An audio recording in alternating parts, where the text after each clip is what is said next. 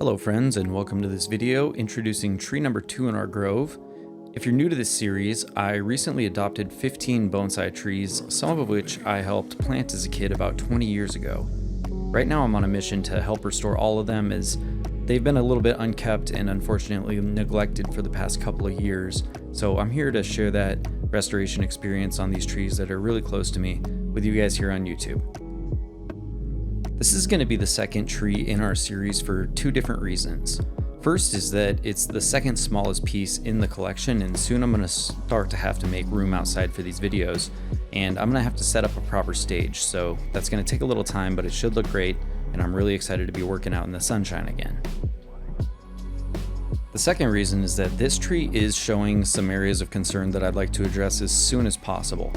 This tree, from the information I could gather, looks to be a Filbert, also known as a hazelnut tree, of which specific variety I'm not exactly sure. So if you have some insight or experience with this tree, please leave a comment below. I could really use some help IDing all of the trees in my grove, and your engagement is much appreciated.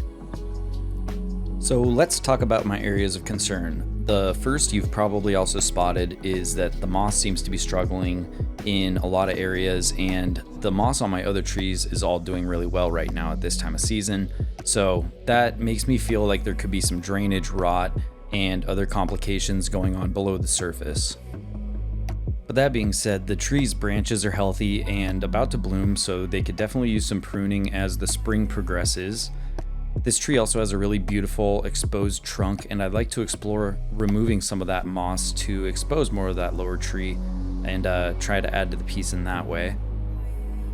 If I could get a new drainage layer at the bottom of the pot, I think that would raise the ground a bit with it, so it could be helpful to just do a full repotting into the same basin for this tree.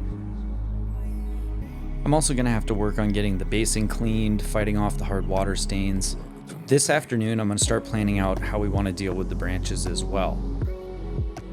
If you guys have any input, please drop a comment below and we can come up with a plan of attack together. I hope you enjoyed this quick introduction video. I'm really anxious to see how this restoration plays out. New videos are going to be up in the next couple of days, so please subscribe. We can hit that 50 sub threshold. Once we get there, I can start doing these projects live with you on YouTube. Thanks for the support, and I'll catch you in the next one.